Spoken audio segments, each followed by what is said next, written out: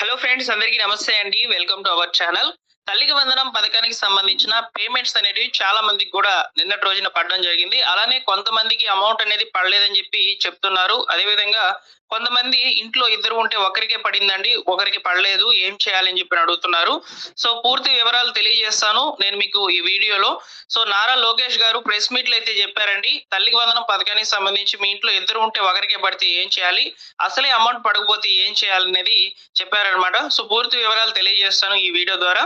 మీరు తప్పకుండా వీడియోని లైక్ చేస్తే మీలా ఎవరైనా సరే ఈ ఇన్ఫర్మేషన్ కోసం చూస్తున్నట్లయితే వాళ్ళకి ఈ ఇన్ఫర్మేషన్ అనేది రీచ్ అవుతుంది. తప్పకుండా లైక్ చేసేయండి.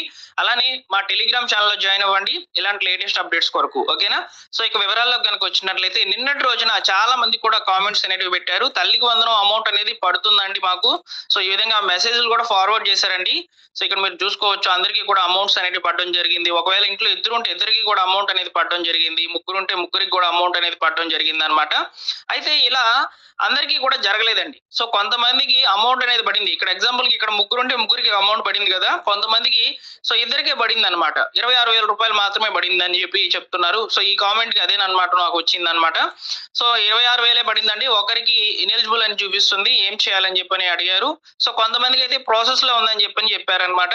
సో నేను ముందుగా వివరాలన్నీ కూడా చెప్తాను. ఇక్కడ నుంచి చాలా క్లియర్‌గా అయితే వినండి. ఓకేనా? ఈ తల్లికి వందనం పథకానికి సంబంధించి ముఖ్యంగా గవర్నమెంట్ జీవోలో ఏం పేర్కొంది అంటే 2025, 26 విద్యా సంవత్సరానికి సంబంధించినటువంటి వాళ్ళకైతే ఈ అమౌంట్ అనేది విడుదల చేస్తున్నామని చెప్పి క్లియర్‌గా చెప్పింది.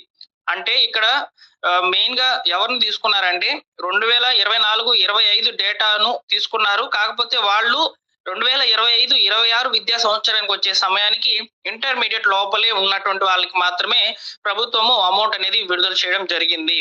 ఓకేనా? 2025, 26 విద్యా సంవత్సరంలో వచ్చినటువంటి విద్యార్థుల యొక్క డేటాని బేస్ చేసుకొని ఇచ్చారన్నమాట ఈ అమౌంట్. ఇక్కడ ఇంటర్మీడియేట్ కంప్లీట్ అయిపోయినటువంటి వాళ్ళకైతే అమౌంట్ అనేది విడుదల చేయలేదు. ఓకేనా? ఒకవేళ 10th క్లాస్ కంప్లీట్ అయిపోయి ఇంకా కూడా ఇంటర్మీడియేట్ జాయిన్ అయినటువంటి విద్యార్థులకు సంబంధించి కూడా అమౌంట్ అనేది రాలేదన్నమాట. సో అయితే వాళ్ళకి ఎప్పుడు విడుదల చేస్తారంటే 10th కంప్లీట్ అయినటువంటి విద్యార్థులు ఇంటర్మీడియేట్ కొత్తగా ఫస్ట్ ఇయర్‌లో జాయిన్ అవుతున్నారు కదా! సో వారికి సంబంధించి మరియు ఒకటో తరగతిలో కొత్తగా జాయిన్ అవుతున్నటువంటి విద్యార్థులకు సంబంధించి ఈ నెల ఆఖరు వరకు అయితే అప్లికేషన్స్ అనేటివి తీసుకుంటాము. ఈ నెలాఖరులో అయితే గ్రామ వార్డు సచివాలయాల ద్వారా వీరికి సంబంధించి మాత్రం ఎలిజిబుల్ లిస్ట్ అనేది రిలీజ్ చేస్తామని చెప్తున్నారు.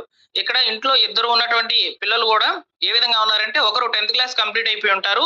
ఒకరు వచ్చేసి 8th లేదా 7th లో ఉన్నటువంటి విద్యార్థులు కనుక ఉండినట్లయితే ఇక్కడ 7th లేదా 8th చదువుతున్నటువంటి పిల్లవాడికి సంబంధించి అమౌంట్ అనేది క్రెడిట్ కావడం జరిగింది. 10th క్లాస్ కంప్లీట్ అయినటువంటి విద్యార్థికి అయితే అమౌంట్ పడలేదు. ఓకేనా? సో ఇలాంటి సందర్భాల్లో ఎక్కువగా అమౌంట్ అనేది ఇంట్లో ఇద్దరు ఉంటే ఒకరికే మాత్రం పడడం జరిగింది. ఈ విషయాన్ని మీరు గుర్తుపెట్టుకోవాలి.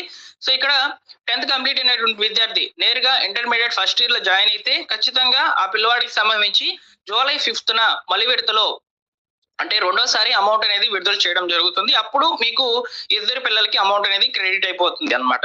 ఒకవేళ 10th క్లాస్ కంప్లీట్ అయిన విద్యార్థి ఈ యొక్క ఐటీఐ లేదా పాలిటెక్నిక్, డిప్లొమా కొరకు జాయిన్ అయితే సో వారికి సంబంధించి తల్లికి వందనం అమౌంట్ అనేది రాదు. వాళ్ళకి సంబంధించి ఫీజు రీయింబర్స్‌మెంట్ డబ్బులు అనేటివి పడతాయి.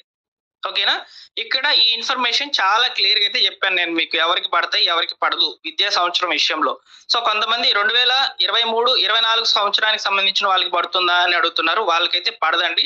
2024, 25 డేటాలో ఉన్నటువంటి వాళ్ళు 2025, 26 విద్యా సంవత్సరానికి సంబంధించి ఇంటర్మీడియేట్ లోపల ఉన్నటువంటి వాళ్ళకి మాత్రమే అమౌంట్ అనేది క్రెడిట్ కావడం జరుగుతుంది. ఓకేనా?